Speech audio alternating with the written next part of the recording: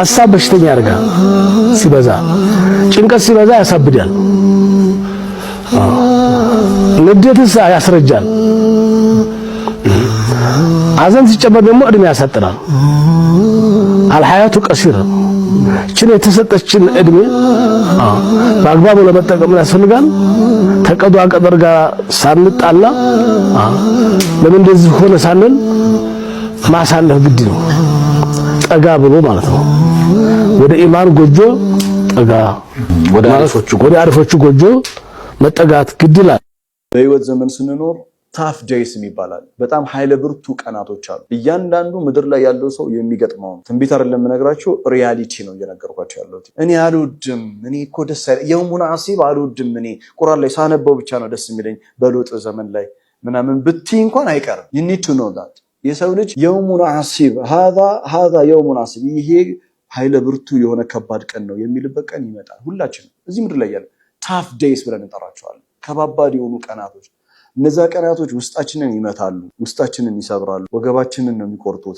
ራሳችንን ያሳምሙናል ፓራላይዝድ ነው ያርገናል አካላችን ይንቀሳቀሳል ውስጣችን ግን ፓራላይዝድ ይሆናል በተለያየ አይነት ምክንያት የሚገጥመን የውሙን አሲብ የሆኑ ዳዮች አሉ ቀናቶች አሉ ይሄ ላይፍ ሪያሊቲ ነው እና ምን እናድርገው ማልቀስ ካለብሽ ታለቅሻለሽ በደንብ ረገጥ አድርገሽ ነው የምታለቅሽው እንደገና ማልቀስ ካለብሽ እንደገና ታለቅሻለሽ ከዛ ኔክስት ዴይ ግን የውሙን አሲብ መሆን የለበትም ኔክስት ዊክ የውሙን አሲብ መሆን የለበትም we have to change our course መቀየር አለብን መለወጥ አለብን ሁሉ ጊዜ ቀናቸውን በራሳቸው ሁሉ ጊዜ ቀናቸውን የውሙን አሲብ የሚያደርጉ ሰዎች አሉ ኖ የውሙን አሲብ ላይፍ ሪያሊቲ ነው ግን ሁሉ አይደለም በቃ ታፍ ዴይስ የሚባል ቀን አለ ኮምፎርት ዴይስ አለ ሶፍት ዴይስ አለ ሶሶ የሚባል ዴይ አለ ያለ ነው ውጣ ውረድ ነው ህይወት ለቀድ خلقنا الانسان في كبد እኔ ብቻ ነኝ ዓለም ላይ አላህ ነው በቃ አሁን ሁሉም ሰው እየሳቀ ነው እኔ ብቻ ነኝ ማለቅሰው ሁሉም ሰው እየሳቀ ነው እኔ ብቻ ነኝ ያዘንኩትኝ ሁሉም ሰው ደስተኛ ነው እኔ ብቻ ነኝ በሐዘን የተዋጥኩትኝ ሁሉም ውጪ ነው እኔ ብቻ ነኝ ቤት ተሰረ ያለሁትኝ እንደዛ አይነት ስሜት አምሮአችን ስር ይመጣል ግን ዳስናት ሪያሊቲው እሱ አይደለም ሁሌ ስታውደልዲ ነበር ውጪ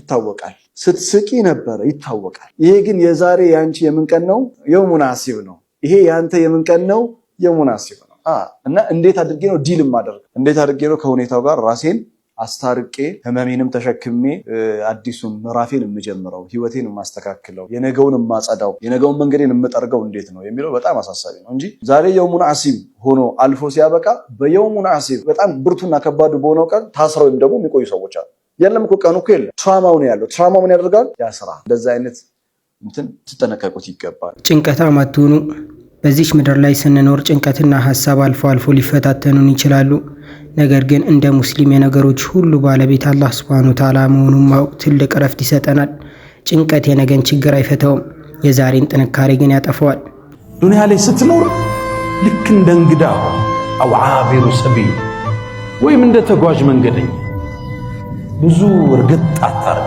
ስራ ድከም ልፋ በሚሊየንም እንዳትቆም በቢሊየንም እንዳትቆም በቢሊየን ዶላር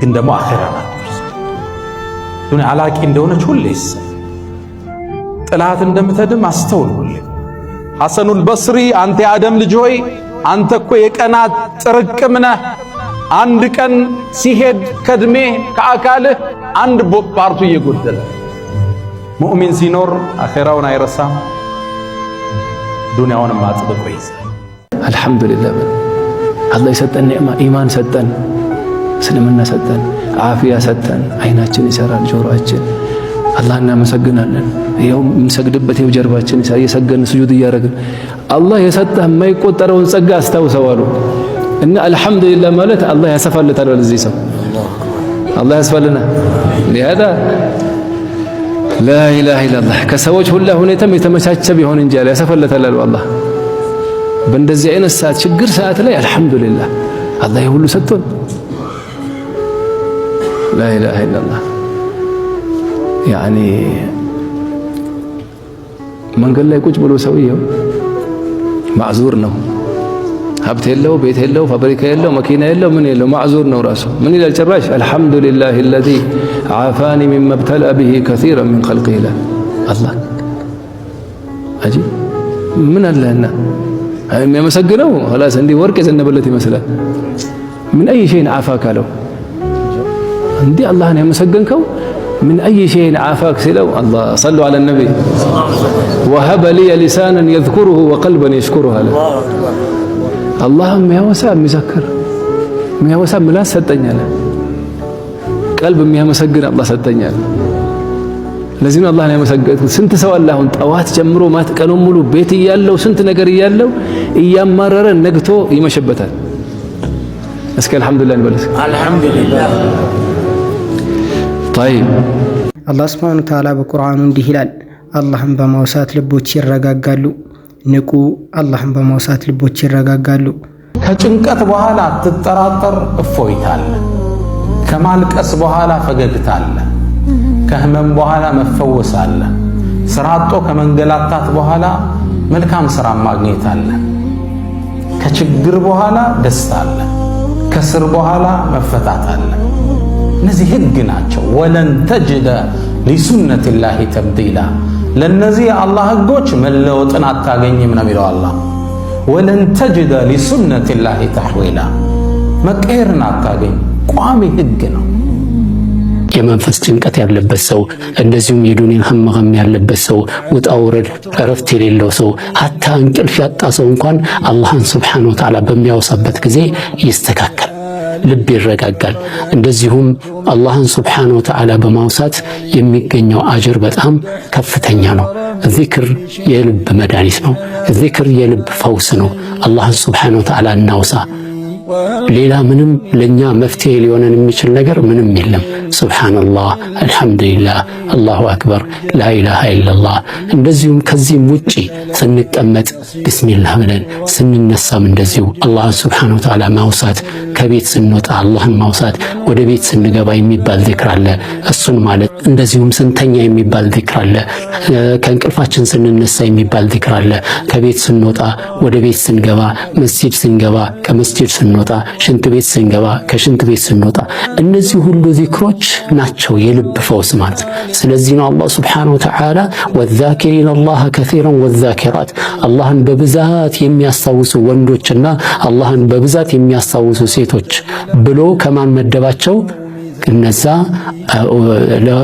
ለነሱ ማግፊራ ያላቸው መሆኑን ታላቅ አጅር ያላቸው ሰዎች ከሚባሉት ጋር መደባቸው ማለት ነው ወንድ ሆነው በአላህን Subhanahu Wa Ta'ala በብዛት የሚያወሱ ወንዶችና አላህን በብዛት የሚያወሱ ሴቶች ማለት ነው ስለዚህም ነው የአላህ መልእክተኛ ነብዩ ሰለላሁ ዐለይሂ ወሰለም ምናሉ ሰበቀል ሙፈሪዱን በጣም ከሌላው ሁሉ ቀድመው ሄደዋል አሉ እነማን ናቸው ሲባል አዛኪሪን አላህ ከثيرን ወዛኪራት አላህን Subhanahu Wa Ta'ala በብዛት የሚያስታውሱ ወንዶችና በብዛት የሚያስታውሱ ሴቶች ማለት ነው በቀላል ነገር የሰው ልጅ በጣም የማይደክም የሰውነት አካሉ ማለት ምንድነው ምላሱ ነው ይሄንን ምላስ ልንጠቀምበት ይገባል በምን የአላህ መልእክተኛ እንዳሉት ላ የዛሉ ሊሳኑከ ረጥበን من ذكر الله አላህ Subhanahu Wa Ta'ala ያንተ ምላስ አላህን Subhanahu Wa Ta'ala በማውሳት ከመርጠብ እንዳይቆጠባል እዚህ አላህን በብዛት ማውሳት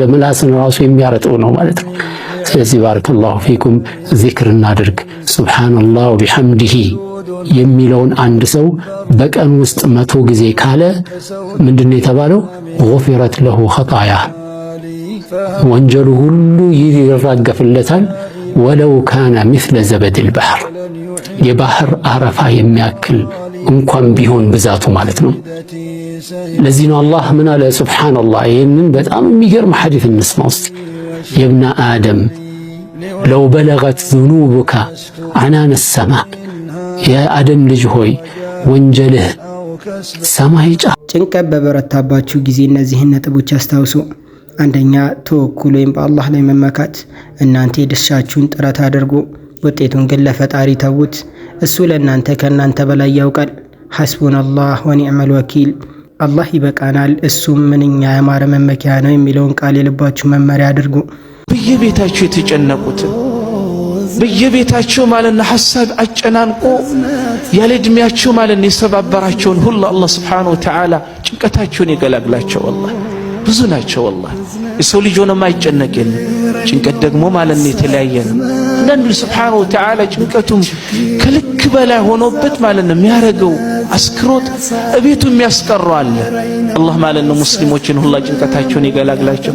የሞቱትን ሁላ አላህ ይታረቃቸው። ለእናት ለአባታችን አላህ ይታረቃቸው። ወደ አኺራ ሄዱትን ይታረቃቸው። ካሉም ደግሞ ሐቃቸውን አውቀን እግራቸውን አጥበን ሐቃቸውን ከሚወጡት አላህ ያደርገን። መቼም የእናት አባት ሐቅ ከባድ ነው። አኺራ ሩቅ አይደለች፣ ሞት ሩቅ አይደለም። እኔ ከተቀመጥኩበት ላልነሳ ይችላል። እናንተ ከተቀመጣችሁበት ላትነሱ ትችላላችሁ። ወደድንም ጠላንም አንድ ቀን መሰናበታችን አይቀርም። ስለዚህ የአኺራ ብሉ። ለዛም ነው ዓሊ ብን አቢ ጣሊብ ኩኑ አብናእ አልአኺራ ወላ ተኩኑ አብናእ አዱንያ። የአኺራ ማለት ነው ልጆች ሆነው የዱንያ ልጆች ግን አትሁኑ።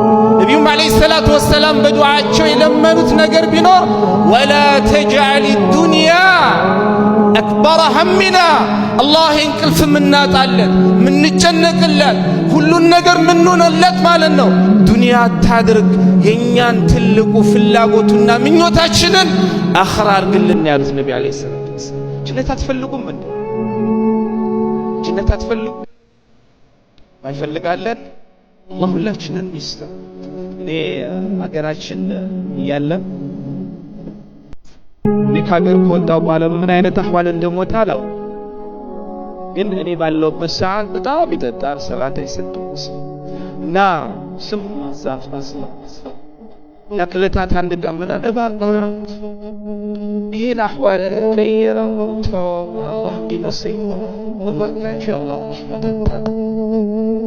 እኔ ባጣ ማለት ነው ጀነት እንኳን ባያስገባኝ የጀነት መቀርቀሪያ ያረገኛል። የአላህ ረህመት ዋሲዕ። አዎ ግን የአላህ ረህመት ዋሲዕ እንደሆነ ሁላ አላህ ቅጣት ነው። ጀነት የሚፈልግ ሰው መሰላቸት አለበት። የቤት ኪራይ ለመክፈል ጣጣችንን ለመጨረስ መስራት አለብን፣ መትጋት አለብን አይደል?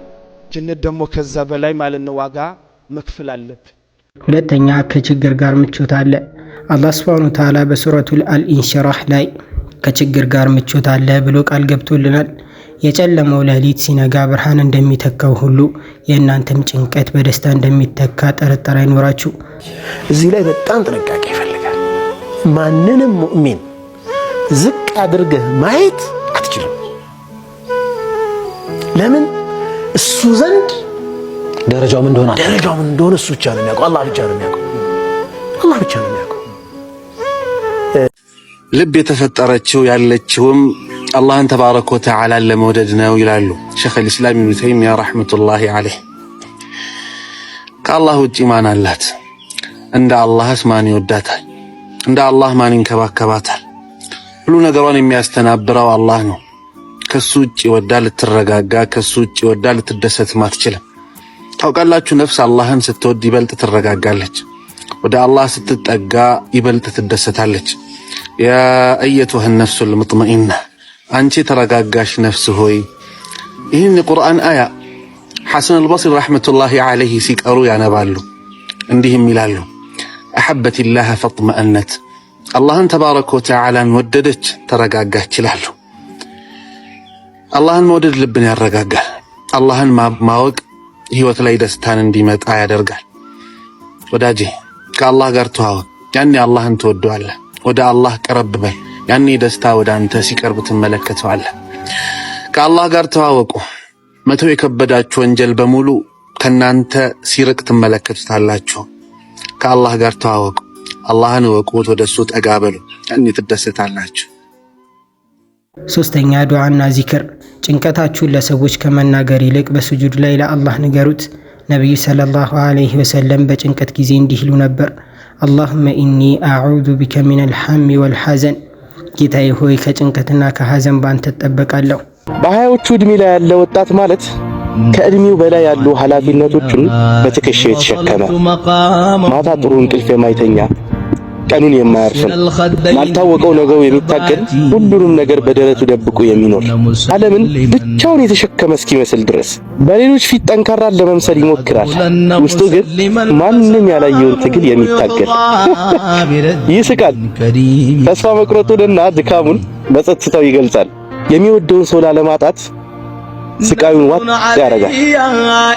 ይሄ ነው ወላሁ ዩሪዱ አን የቱበ ዐለይኩም አላህ እኮ ከኃጢአታችሁ ሊያጸዳችሁ መሐርታን ሊለግሳችሁ ይፈልጋል አላህ። እጅግ በጣም ከሚገርመኝ የአላህ እዝነቶች መካከል የሰው ልጅ በጣም ጠፍቶ ድቅድቅ የኃጢአት ጨለማ ውስጥ ገብቶ ቢኖር እንኳን አላህ አንዳንዴ ጊዜዎችን ይፈጥርለታል። ምናልባት ቀልቡ ወደ አላህ የሚቀርብበትን ምናልባት ራሱን የሚያጥብበትን ጊዜዎች አላህ ያመቻችለታል። ከሚስል ረመዳንን ይመስል የአላህ መልእክተኛ ዓለይሂ ሰላቱ ወሰላም ምን አሉ? አላ ኢነ ሊረቢኩም ፊ አያሚ ደህሪኩም ነፈሓት አላ ፈተዓረዱ ለሃ በዘመን ጊዜዎቻችሁ ውስጥ እኮ ጌታችሁ ለእናንተ ልዩ ስጦታዎች አሉት። አላ ፈተዓረዱ ለሃ እነዚህን ስጦታዎች ተጠቀሙባቸው ይላሉ የአላህ መልእክተኛ ሰለላሁ ዐለይሂ ወሰለም። ነፈሓት መካንያ ወነፈሓት ዘማንያ ረመዳን ወደ አላህ እንድንቀርብበት ከኃጢአታችን እንድንጸዳበት አላህ ለኛ የሰጠን የጊዜ ስጦታ ነው። ወንድሜ ሆይ ነገ የሚሆነው ነገር ቀድሞ ተጽፏል። የተጻፈው ደግሞ በጣም አዛኝ በሆነው ጌታ እጅ ነው። ስለዚህ ዛሬም በሰላም ኑር። በትላንትናው ጸጸትና በነገው ስጋት የዛሬም ውብ ቀን አታጥፋ። ኪሱ ላይ ምንም የሌለው ሰው፣ አካውንቱ ላይ ምንም የሌለው ሰው ያፍራል፣ ይጨነቃል፣ ምድር ትጠባዋለች፣ የበታችነት ይሰማዋል። ከዛ የበለጠ ሊያሳስበን የሚገባው የአኼራ ሳጥኔ ምን ተቀምጦበታል ነው። አንድ ትልቅ ባለሀብት አላህ ይጠብቃቸው ሰሞኑን አንድ ትልቅ ኸይር እንደነየቱ ሰማሁና ወላሂ በጣም ደስ ብሎኝ ግንባራቸውን ሳምኳቸው። ኸይር የሚሰራን ሰው ለአላህ መንገድ አስተዋጽኦ የሚያደርግን ሰው ከልብ መውደድ ያስፈልጋል ሐቂቃ። እና እኔ ከአላህ ጋር ዲል አለኝ። በቃ ስምምነቴ ጌታዬ ስጠኝ እሰጣለሁ፣ ካልሰጠው አላህን ማታለል አልችልም። እኔ እዚህ ይሰጠኛል እሰጣለሁ፣ ስጠኝ እሰጣለሁ። እንዲህ አይነት ይህን ፓስኮድ መረዳት ይፈልጋል፣ ማመን ይፈልጋል። ይህንን እኮ በነገራችን ላይ ሙስሊም እንኳ ባትሆን ማለት ነው ሐቂቃ የሚሰጡ ሰዎች እያደጉ ነው የሚሄዱት። ይህ ናቹራል ሎው ነው። በቃ በመስጠት ውስጥ ነው ሲሳይ የተጨመረልህ ሪዝቅ የተጨመረ የሚሄደው። አንተ ደግሞ ንያህን አስተካክለ ከአላህ አጅር እንደምታገኝበት ደግሞ በዛ ዱንያ ብቻ አይደለም እዚሁ ዱንያ እንዲጨምር ብቻ አይደለም አንተ የምትሰጠው። ይሄ ዲፎልት ነው ማለት ነው። whether you are a Muslim or not ይጨምርልሃል። አላህ ስትሰጥ ይሰጣል። በቃ የሚሰጥ ሰው ያድጋል፣ ማንም ይሁን ማን ማለት ነው። ሙስሊም ደግሞ ስትሆን አላህ ዘንድ አኺራ ዘንድ ተጨማሪ የሆነ ነገር ደግሞ ምንዳ ትጠብቃለህ ከአላህ። በቃ የአላህን ውዴታ የአላህን ረሕማ ቤት ውስጥ ሰኪናን፣ በረካን፣ የልጆችን ሳሊሕነት እነዚህ ሁሉ ነገሮች አብረህ ሱብሃንአላህ በጣም የሚከፈልህ በብዙ መንገድ ነው፣ በአንድ ብቻ አይደለም። እውነት ነው። እንግዲህ እንጀምራለን ብለን ያልነው ሌላ ነበር። ጥሩ ማሟሻ ነው። ገንዘብን እኛን እንዲካድም እንጂ ገንዘብን እኛ እንድንካድመው መሆን የለበትም የሚሉ ሰዎች ልባቸው ሰፊ የሆኑ ሰዎች አሉ። ያስደሰታቸውን ነገር መልሰው ለሰው እኔን በዚህ ልክ እኔን በእንደዚህ አይነት መንገድ ኢንጆይ ካደረኩት ሌሎች ሰዎችም ይሄ ይገባቸዋል። እዚህ ገንዘባቸው ላይ እነሱ የባለስልጣን ናቸው። አንዳንዶቻችን ደግሞ ለገንዘባችን ነው አይደል ተገዥ እንሆናለን። በስንት ቀረኝ የምናስበው ነገር ነው ወደ ኋላ እያስቀረን ያለው። አላህ እንግዲህ ከከፈተላቸው ያድርገን። በጣም ደስ በሚል ሁኔታ ነው ያሟሸ ነው። ሐረም የነበራችሁ ቆይታ ግሩም እንደነበረ እንግዲህ ኢንሻአላህ ገንብታለሁ። በጣም ጥሩ። ባላችሁ ነገር ተደሰቱ፣ በፈጣሪ ተስፋ አትቁረጡ። ጭንቀታችሁንም በሰላትና በሰብር ወይም በትዕግስት አሸንፉ። አላህ አይጣልሽ እንጂ ሰው ቢጥልሽ ባይጥልሽ ዋጋ ነው። አላህ አይጣልሽ ነው ዋናው። እኔ አላህ አይጣልሽ ነው እንጂ የሰው መጣል ምንም አያመጣም። የአላህ መጣል ነው። አላህ አይጣልሽ ነው ዋናው። አረካሽኝ ወላሂ አንድ የአላህ ባሪያ ወንጀልን ከሰራ በኋላ እኔው ነኝ የሰራሁት ብሎ ራሱ ላይ የሚያቀርብ የሚያረጋግጥና የሚከስ የሆነ ሰው አሉ አሐቡ ኢለየ እኔ ዘንድ እሱ የበለጠ ይወደዳል አሉ። ከማን በላይ?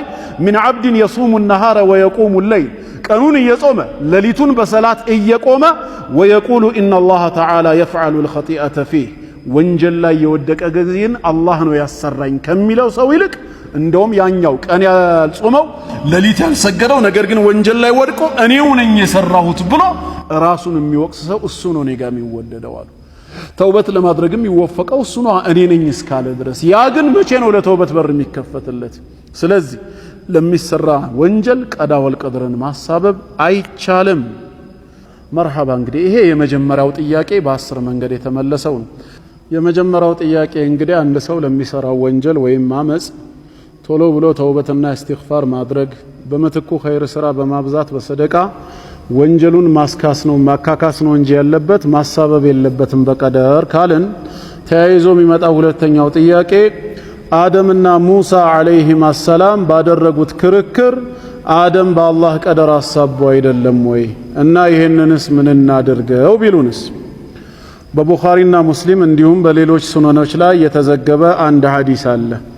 عن أبي هريرة رضي الله عنه قال قال رسول الله صلى الله عليه وآله وسلم احتج آدم وموسى آدمنا موسى تغناينتو بعالم الأرواح مالتنا تكراكروا فقال موسى عليه السلام منالو يا آدم هوي أنت أبونا أنت ولا جاباتاتنا خيبتنا أواردكن وأخرجتنا من الجنة كجنة ما صوتها يعني بسبب أكلك من الشجرة كتكلك الكوزاف بمبلات مكنيات عندما لماذا أخرجتنا ونفسك من الجنة راسهن من يانم كجنة لمن دنو يا وطاهن بلو وكسوا فقال له آدم أباتاتنا آدم عليه السلام منالو أنت موسى أنتنا استفاك الله بكلامه الله أنتن قطتا ملكوتاوي قالون بما سمات بما ناغر مرطوሃል وخط لك التوراة بيده توراة የተሰኘውን መለኮታዊ መመሪያ መጽሐፍንም በእጁ ጽፎ ነው ላንተ የሰጠ። ታዲያ አተሉሙኒ على أمر قدره الله علي قبل أن يخلقني ب40 سنة አላህ እኔን ከ40 ዓመት በፊት አስቀድሞ ሳይፈጥረኝ በጻፈብኝና በወሰነብኝ ነገር ዛሬ ለምንና እንዴት እያልክ ትወቅሰኛለህን አለው። አደም በምትኩ ረሱል አለይሂ ሰላቱ ወሰላም ምን አሉ? ፈሐጀ አደመ ሙሳ 3 ጊዜ አደምም ሙሳን ረታው አሸነፈው አሉ። እና ስንላቸው ይሄንን ሐዲስ የያዙ ሙስሊም ያልሆኑ አንዳንድ አካላት በእነሱም ግራ የተጋቡ ሊኖሩ ይችላሉ ወይ እንደ ጀብርያ አስተሳሰብ ያላቸው አደም ይኸው ለሰራው ጥፋት በቀዳ ወልቀድር በማሳበብ እንደውም ሙሳን ሁሉ እስከ መርታት ደረጃ ደርሰዋል። እንዴት አንድ ሰው ለሰራው ወንጀል በቀዳ ወልቀድር ማሳበብ አይቻልም ይባላል ቢሉንስ ተመልሶ በ10 መንገድ ምላሽ የተሰጠውን ሁሉ ሊያፈርሱብን ማለት ነው። እዚህ ቻናላችን ላይ የምንለቃቸው ቪዲዮዎች ከተመቻቸው የቴሌግራም ኮሚኒቲ እንዲሁም ሁለተኛ ቻናል አለን። የሁለቱንም ሊንክ ኮሜንት ላይ አስቀምጥላችኋለሁ። ገብታችሁ ፎሎ አድርጉ። ለዚህ ቻናልም አዲስ ከሆናችሁ ሰብስክራይብ በማድረግ ቤተሰብ ሁኑ።